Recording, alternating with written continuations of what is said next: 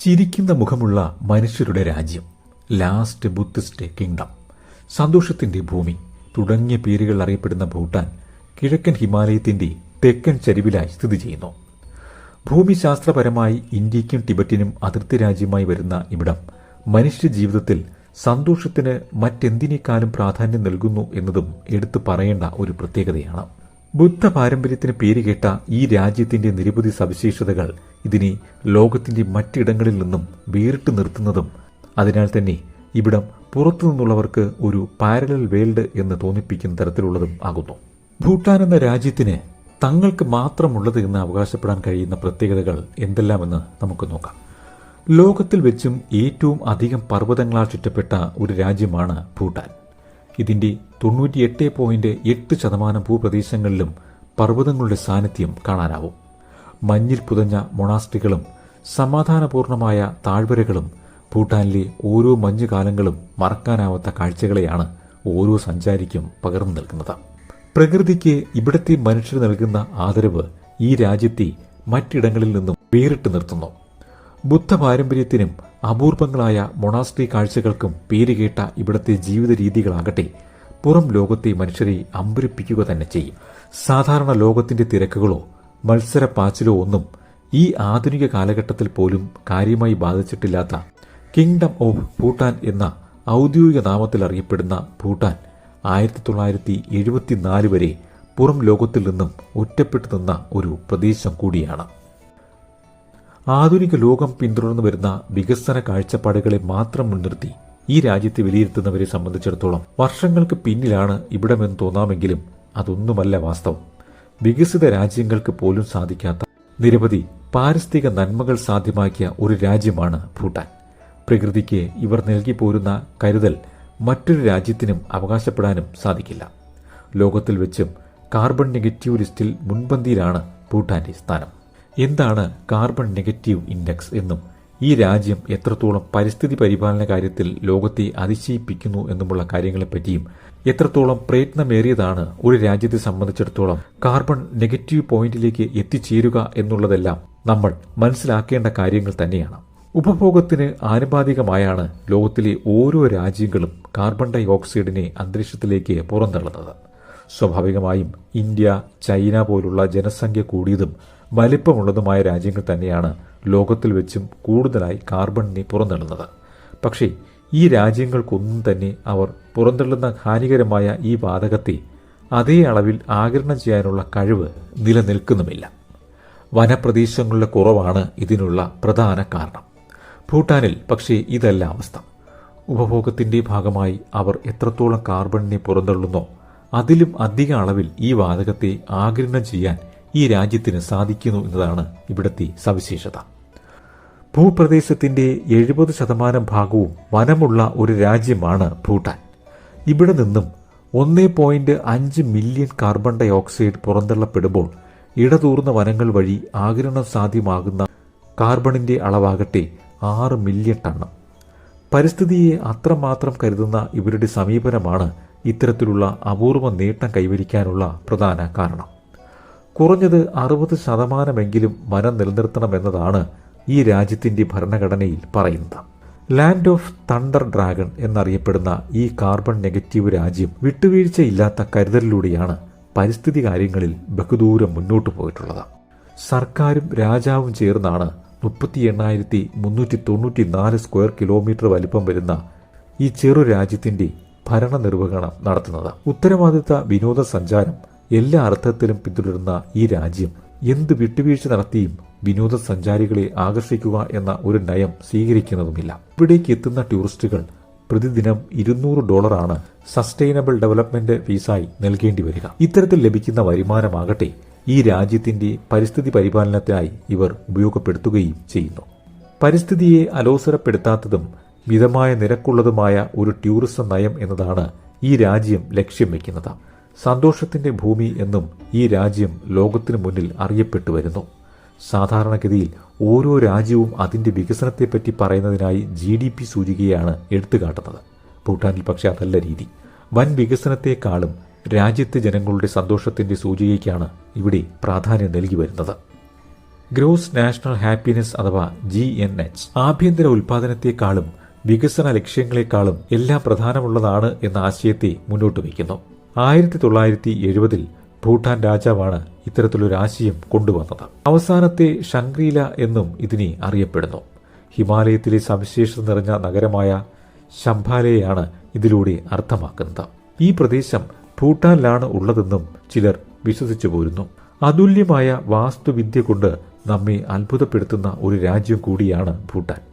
ഇന്നോളം മനുഷ്യരാൽ കീഴടക്കാനാവാത്ത നിരവധി കൊടുമുടികൾ ലോകത്തിന്റെ വിവിധ ഭാഗങ്ങളിലായി നിലനിൽക്കുന്നതിൽ കൈലാസ പർവ്വതമെല്ലാം ഈ വിഭാഗത്തിലാണ് ഉള്ളത്. ഇത്തരത്തിൽ മനുഷ്യർക്ക് കയറാൻ സാധിച്ചിട്ടില്ലാത്ത കൊടുമുടികളിലും വെച്ച് ഏറ്റവും വലിയ കൊടുമുടി ഗ്യാൻഗാർ പെൻസം പർവ്വതം ഈ രാജ്യത്താണുള്ളത്. ദൈവങ്ങളുടെയും ആത്മാക്കളുടെയും വാസസ്ഥലമായി ഇവിടത്തുകാർ പർവ്വതങ്ങളെ കണക്കാക്കി വരുന്നു. 6000 മീറ്ററിന് മുകളിലുള്ള പർവ്വതങ്ങളിലേക്കുള്ള പ്രവേശനത്തിന് ഇവിടെ നിയമപരമായ വിലക്കും നിലനിൽക്കുന്നുണ്ട്. 87 ഇത്തരത്തിലൊരു മല കയറ്റ നിരോധനം വരുന്നതിന് മുന്നേ നിരവധി പേർ ഈ പർവ്വതത്തിന് മുകളിലേക്ക് കയറാൻ ശ്രമങ്ങൾ നടത്തിയെങ്കിലും എല്ലാം പരാജയപ്പെടുകയാണ് ഉണ്ടായത്. ട്രാഫിക് ലൈറ്റുകൾ ഇല്ലാത്ത ഒരു രാജ്യ തലസ്ഥാനത്തെപ്പറ്റി ആധുനിക കാലത്ത് ജീവിക്കുന്ന നമുക്ക് ചിന്തിക്കാൻ പോലും സാധ്യമല്ലെങ്കിലും ഭൂട്ടാന്റെ തലസ്ഥാന നഗരമായ തിമ്പുവിലെത്തുമ്പോൾ ട്രാഫിക് സിഗ്നലുകൾ ഇല്ലാതെ നടത്തുന്ന ഗതാഗത നിയന്ത്രണം കാണാനാവും. കാലത്തിന്റെ മാറ്റത്തിനനുസരിച്ച് ട്രാഫിക് പോലീസ് സംവിധാനത്തിൽ നിന്നും ഓട്ടോമാറ്റിക് സിഗ്നൽ സംവിധാനത്തിലേക്ക് മാറിയെങ്കിലും പിന്നീട് പഴയ സംവിധാനത്തിലേക്ക് മടങ്ങുകയാണ് ഉണ്ടായത്. പുതിയ സംവിധാനത്തോടെ ജനങ്ങൾക്കിടയിലെ സ്വകാര്യത കുറവാണ് ഇത്തരമൊരു തീരുമാനത്തിന് പിന്നിലെ കാരണം. വസ്ത്രരീതികളാണ് ഭൂട്ടാനിലെ മറ്റൊരു പ്രത്യേകത. ജനങ്ങളുടെ വേഷം ഏറെക്കുറെ സമാനമായിരിക്കും. നിർബന്ധിത വേഷം നിലനിൽക്കുന്നു എന്നതിനാൽ തന്നെ ഇവിടുത്തെ ജനങ്ങളെല്ലാം അഭിമാനത്തോടു കൂടി നാഷണൽ ഡ്രസ് കോഡിനെ പിന്തുടരുന്നു എന്നതും സമാനമായ വേഷരീതിക്കുള്ള കാരണമാണ്. ഭൂട്ടാൻ പൗരന്മാർക്ക് സർക്കാർ ഓഫീസുകൾ, ഔദ്യോഗിക കാര്യങ്ങൾ, മതപരമായ ചടങ്ങുകൾ, ചില ആഘോഷങ്ങൾ എന്നിങ്ങനെ നിരവധി കാര്യങ്ങളിൽ പങ്കെടുക്കുന്നതിന് ദേശീയ വേഷം ധരിക്കേണ്ടതായിട്ടുണ്ട്. ഇക്കാരണങ്ങളാൽ നിത്യജീവിതത്തിന്റെ ഭാഗമാക്കി മിക്കവരും ഇവിടുത്തെ ഡ്രസ് കോഡിനെ പിന്തുടർന്നു വരുന്നു. ബുദ്ധിസം ഔദ്യോഗിക മതമായി അംഗീകരിച്ചിട്ടുള്ള ഈ രാജ്യം വജ്രയാന ബുദ്ധിസത്തെ പിന്തുടരുകയും അതിൽ അധിഷ്ഠിതമായ സംസ്കാരത്തെയും ജീവിതക്രമത്തെയും പിന്തുടർന്നു വരുന്നു എന്നതാണ് മറ്റൊരു പ്രധാന പ്രത്യേകത. ലോകത്തിലെ ആദ്യത്തെ പുകവലി വിമുക്ത രാജ്യമായ ഇവിടെ പൊതുസ്ഥലത്ത് പുകവലി നടത്തിയാൽ 3 മുതൽ 5 വർഷം വരെ ജയിൽ വാസമാണ് ശിക്ഷ. പ്ലാസ്റ്റിക് പരമാവധി കുറയ്ക്കുന്നു എന്ന ലക്ഷ്യം മുന്നിൽ കണ്ടുകൊണ്ടാണ് ഇവിടെ പ്ലാസ്റ്റിക് ബാഗുകൾക്ക് നിരോധനം കൊണ്ടുവന്നിരിക്കുന്നത്. കാർഷിക മേഖല അതാണ് ഈ രാജ്യത്തിന്റെ പ്രധാന വരുമാന മാർഗം. ചരിത്രപരമായി നോക്കുമ്പോൾ നമ്മുടെ രാജ്യവുമായി ഗാഢമായ ഒരു ബന്ധം പുലർത്തുന്ന ഈ രാജ്യത്തോട് ഉദാരമായ ഒരു സഹായ സമീപനം ഇന്ത്യയും മുന്നോട്ട് വയ്ക്കുന്നു. വിസ ഇല്ലാതെ നമ്മൾ ഇന്ത്യക്കാർക്ക് പ്രവേശനം സാധ്യമാകുന്ന ഒരു രാജ്യം കൂടിയാണിത്. ഒരു എൻട്രി പെർമിറ്റ് മാത്രമാണ് ഈ രാജ്യത്തേക്കുള്ള പ്രവേശനത്തിന് ആവശ്യമായി വരിക. ഇന്ത്യക്കും ചൈനയ്ക്കും ഇടയിലെ ബഫർ സോൺ എന്നതും ഈ രാജ്യത്തിനുള്ള ഭൂമിശാസ്ത്രപരമായ പ്രത്യേകതയാകുന്നു. വിദേശ പ്രതിരോധ കാര്യങ്ങളിൽ ഇന്ത്യയുടെ മാർഗനിർദ്ദേശങ്ങൾ ഭൂട്ടാനുള്ള സംരക്ഷണം ഒരുക്കുന്നു. ഇന്ത്യൻ ആർമിയുടെ സാന്നിധ്യമുള്ള ഈ അയൽ രാജ്യത്ത് Indian military training team, royal Bhutan army, royal body guard of Bhutan എന്നിവയ്ക്കുള്ള പരിശീലനവും സഹായങ്ങളും നൽകുന്നതിലും ശ്രദ്ധ വെക്കുന്നു. India Bhutan friendship treaty 2007 revise ചെയ്തു എങ്കിൽ പോലും ഭൂട്ടാന്റെ പ്രതിരോധം ചുമതലയായി കണ്ട് സംരക്ഷിച്ചു വരുന്നതാണ് ഇന്ത്യയുടെ നിലപാട്. ജിയോ പൊളിറ്റിക്കൽ കാരണങ്ങളെ മുൻനിർത്തി ഇന്ത്യ സംരക്ഷണം നൽകി വരുന്ന ഈ രാജ്യത്ത് ഇന്ത്യൻ രൂപ വിനിമയ ആവശ്യങ്ങൾക്കായി ഉപയോഗിക്കാനും സാധിക്കുന്നു. ഇവിടുത്തെ സമയക്രമം എന്ന് പറയുന്നത് ഇന്ത്യയേക്കാൾ 30 മിനിറ്റും നേപ്പാളിനേക്കാൾ 15 മിനിറ്റും നേരത്തെ ഉള്ളതാണ്. 2345 മെഗാവാട്ട് വൈദ്യുതി ഇന്ത്യ ഭൂട്ടാനിൽ നിന്നും വാങ്ങുന്നു. ഇതിലൂടെ ഈ രാജ്യത്തിന്റെ മൊത്തം വരുമാനത്തിന്റെ 40% ഇവർ സാധ്യമാക്കുന്നത്. ഇന്ത്യയെ വളരെ ആശ്രയിച്ച് നിലനിൽക്കുന്നതാണ് ഭൂട്ടാന്റെ സമ്പദ് വ്യവസ്ഥ. രാജ്യത്തിന് ആവശ്യമായി വരുന്ന വസ്തുക്കളുടെ ഇറക്കുമതിയുടെ 90% ഇന്ത്യയിൽ നിന്നാണെങ്കിൽ ഇവിടെ നിന്നുള്ള കയറ്റുമതിയുടെ 95% ഇന്ത്യയുമായി തന്നെയാണ് നടത്തുന്നത്. 2020 റോയൽ യൂണിവേഴ്സിറ്റി ഓഫ് ഭൂട്ടാൻ നിലവിൽ വരുന്നതുവരെ ഡൽഹി യൂണിവേഴ്സിറ്റിയുമായിട്ടായിരുന്നു ഇവിടുത്തെ ആദ്യകാല കോളേജിനുള്ള അഫിലിയേഷൻ. പൊതുവിൽ സ്വർണത്തിന് വിലക്കുറവുള്ള ഒരു രാജ്യം എന്നും ഇവിടം അറിയപ്പെട്ടു വരുന്നു. കുറ്റകൃത്യങ്ങൾ താരതമ്യേന കുറവുള്ള ഒരു രാജ്യമായാണ് ഭൂട്ടാൻ അറിയപ്പെടുന്നത്. ഒരാൾ ജനിച്ച ദിവസത്തിന് പ്രാധാന്യം നൽകുന്ന രീതിയല്ല ഇവരുടേത്. രാജ്യത്തെ ജനങ്ങൾ എല്ലാം ഒരേ ജനനത്തീയതി പിന്തുടരുന്നു എന്നതും ഇവിടെ മാത്രം കാണാനാവുന്ന പ്രത്യേകതയാണ്. പുതുവർഷത്തിന് രാജ്യത്തുള്ളവരെല്ലാം ഒന്നുപോലെ ബർത്ത്ഡേ ആഘോഷിക്കുന്നു എന്ന അപൂർവതയും ഈ രാജ്യത്ത് കാണാനാവും. പുതുവർഷം മുതൽ എല്ലാവർക്കും ഒരു വയസ്സ് കൂടുന്നു. മാസത്തിനോ ദിവസത്തിനോ അല്ല, വർഷത്തിനാണ് ഈ രാജ്യത്ത് പ്രാധാന്യം. ലോകത്തെമ്പാടും ലാൻഡിംഗ് അതിദുഷ്കരവും ചലഞ്ചിങ്ങുമായ നിരവധി വിമാനത്താവളങ്ങൾ ഉള്ളപ്പോൾ അവയിൽ മുൻനിരയിൽ നിൽക്കുന്നതാണ് ഭൂട്ടാനിലെ പാറോ എയർപോർട്ട്. ലോകത്തിലെ 8 അതിവിദഗ്ധരായ ട്രെയിൻഡ് പൈലറ്റുമാർക്ക് മാത്രമാണ് ഇവിടേക്കുള്ള ലാൻഡിങ്ങിന് അനുവാദം സാധ്യമാക്കുന്നത്. 18,000 അടി ഉയരത്തിലുള്ള കൊടുമുടികളാൽ ചുറ്റപ്പെട്ടതും നദീതീരത്തായി സ്ഥിതി ചെയ്യുന്നതുമായ ആഴത്തിലുള്ള താഴ്വര, ഇടുങ്ങിയ റൺവേ തുടങ്ങി വെല്ലുവിളികളുടെ വലിയൊരു നിര തന്നെ ഇവിടുത്തെ എയർപോർട്ടിനെ ലാൻഡിംഗ് റിസ്ക് ഏറെയുള്ളതാക്കുന്നു. ഭൂട്ടാനെപ്പറ്റി പറയുമ്പോൾ കോളനി വാഴ്ചയ്ക്ക് വിധേയമാകാത്ത ലോകത്തിലെ കുറച്ച് രാജ്യങ്ങളിൽ ഒന്ന് എന്നതും ഈ രാജ്യത്തിനുള്ള പ്രത്യേകതയാകുന്നു. 1974 വരെ ലോകത്തിൽ നിന്നും ഒറ്റപ്പെട്ടു നിൽക്കുകയായിരുന്നു ഈ രാജ്യം. പുറം ലോകവുമായി ഒരു ബന്ധം സ്ഥാപിക്കുന്നതിന് കാരണമായതാകട്ടെ പുതിയ രാജാവിൻ്റെ കിരീടധാരണവുമായി ബന്ധപ്പെട്ട് മാധ്യമങ്ങൾക്ക് ഇവിടേക്കുള്ള പ്രവേശനത്തിനായി അനുമതി നൽകിയ സംഭവമായിരുന്നു. ഇതിനുശേഷം വിനോദസഞ്ചാരികൾക്കും ഇവിടേക്കുള്ള പ്രവേശനം അനുവദിക്കപ്പെട്ടു. 1999 കാലഘട്ടത്തിൽ മാത്രം ടെലിവിഷൻ എത്തപ്പെട്ട രാജ്യം എന്നതാണ് ഇവിടുത്തെ മറ്റൊരു പ്രത്യേകത. അതായത് ലോകത്ത് UK-യിൽ ആദ്യമായി ടെലിവിഷൻ വന്ന 1929 70 വർഷങ്ങൾക്ക് ശേഷം മാത്രമാണ് ഈ രാജ്യം ആ സാങ്കേതിക വിദ്യയെ സ്വീകരിച്ചത്. ടെലിവിഷനെ അവസാനമായി പരിചയപ്പെടുത്തിയ രാജ്യം കൂടിയാണ് ഭൂട്ടാൻ. ജനങ്ങളുടെ ജീവിത രീതിയെ മലിനപ്പെടുത്തുമെന്ന ഭയം ആയിരുന്നു ടെലിവിഷനോട് പിന്തിരിഞ്ഞു നിൽക്കുന്നതിന് ഈ രാജ്യത്തിന് മുന്നിലുണ്ടായിരുന്ന കാരണം. സാധാരണയായി ജനങ്ങൾ നയിക്കുന്ന ആഭ്യന്തര പ്രക്ഷോഭങ്ങളാണ് മിക്ക രാജ്യത്തു നിന്നും രാജഭരണത്തെ ഇല്ലാതാക്കിയിട്ടുള്ളതെങ്കിൽ സ്വയം ജനാധിപത്യത്തിന് വഴിമാറിക്കൊടുക്കുകയാണ് ഇവിടുത്തെ രാജവംശം ചെയ്തത്. നിലവിൽ ഭരണം ജനപ്രതിനിധികളും രാജാവും ഒത്തുചേർന്ന് നടത്തിവരുന്നു.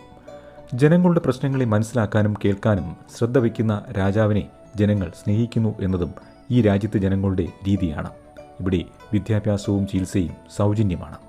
ഇവിടുത്തെ ജനങ്ങൾ ആരാധനാ കേന്ദ്രങ്ങളിലെ വസ്ത്രധാരണത്തിലും ചിട്ടകൾ പുലർത്തി വരുന്നു. ആരാധനാലയങ്ങൾ, സാംസ്കാരിക കേന്ദ്രങ്ങൾ, വീടുകൾ, ഹോട്ടലുകൾ എന്നിവിടങ്ങളിൽ പ്രവേശിക്കുന്നതിന് മുന്നേ ഷൂസ് ഊരി മാറ്റുക എന്നതാണ് രീതി.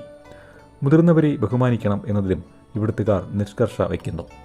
പൊതുസ്ഥലത്ത് ആലിംഗനം ചെയ്യുന്നത് പൊതുവിൽ അവർ ഇഷ്ടപ്പെടുന്നതുമില്ല. കേൾക്കുമ്പോൾ വിചിത്രമെന്ന് തോന്നുന്നതും പ്രത്യേക രീതിയിലുള്ളതുമായ ഒരു സ്വീകരണ രീതിയാണ് ഭൂട്ടാനിലെത്തുന്ന അതിഥികൾക്ക് ലഭിക്കുക. 2 തവണ ഭക്ഷണം വേണ്ട എന്ന് അതിഥി വീട്ടുകാരോടായി പറയണം. മെഷു മെഷു എന്ന് 2 തവണ വായ് പൊത്തിക്കൊണ്ട് പറഞ്ഞ ശേഷം 3ാമത്തെ തവണ വേണം ആതിഥേയൻ്റെ ക്ഷണത്തെ സ്വീകരിക്കേണ്ടത്. ഇത്തരം ആചാരങ്ങൾ ബഹുമാനത്തിൻ്റെ ഭാഗമായാണ് ഇവർ കരുതിപ്പോരുന്നത്. ബഹുഭാരിത്വം അനുവദിക്കുന്നുണ്ടെങ്കിലും കാലത്തിനനുസരിച്ച് ഈ സമ്പ്രദായം ഇവിടെ ഇല്ലാതായിക്കൊണ്ടിരിക്കുന്നു. ഒന്നിനെയും കൊല്ലില്ല എന്നതാണ് ഇവിടുത്തെ രീതി. പക്ഷികളെയോ മൃഗങ്ങളെയോ കൊല്ലാൻ പാടില്ല. ആവശ്യക്കാർക്കായി മാംസം ഇറക്കുമതി ചെയ്യുന്നു എന്നതാണ് രീതി. എല്ലാ മാസത്തിലെയും പ്രത്യേക ദിവസങ്ങളിൽ ഇറച്ചി വിൽപ്പനയ്ക്കും ഇറക്കുമതിക്കും നിരോധനവും നിലനിൽക്കുന്നു. സ്ത്രീ കേന്ദ്രീകൃത ഒരു കുടുംബ വ്യവസ്ഥിതിയാണ് ഇവർ പിന്തുടർന്നു വരുന്നത് എന്നതിനാൽ സ്ത്രീകളാണ് കുടുംബത്തിൻ്റെ ഹെഡ്. വിവാഹശേഷം പുരുഷന്മാർ സ്ത്രീകളുടെ വീട്ടിലേക്ക് താമസം മാറ്റുന്നു എന്നതാണ് പതിവ് രീതി. ഇവിടുത്തെ പാലങ്ങൾ, വലിയ കോട്ടകൾ തുടങ്ങി പുരാതന നിർമ്മിതികളെല്ലാം ലോഹ ആണിയുടെ സഹായമില്ലാതെ തടി കൊണ്ടുള്ള ജോയിന്റുകൾ ഉപയോഗിച്ചും ആവശ്യമായ സാഹചര്യങ്ങളിൽ മണ്ണ് നിറച്ചുമാണ് നിർമ്മിച്ചിട്ടുള്ളത്. പുരാതന നിർമ്മിതികൾ മുതൽ വീടുകൾ വരെ ഭൂട്ടാൻ വാസ്തുവിദ്യയുടെ മികവിനുള്ള തെളിവുകളാകുന്നു. ഭൂട്ടാന്റെ ദേശീയ പതാകയിൽ 3 നിറങ്ങൾ കാണാനാകും. ഓറഞ്ച് ബുദ്ധിസത്തെയും, വെള്ള വിശ്വാസത്തെയും പരിശുദ്ധിയെയും, മഞ്ഞ രാജഭരണത്തെയും സൂചിപ്പിക്കുന്നു. തണ്ടർ ബോൾട്ട് ഡ്രാഗൺ മറ്റൊരു പ്രത്യേകതയാണ്.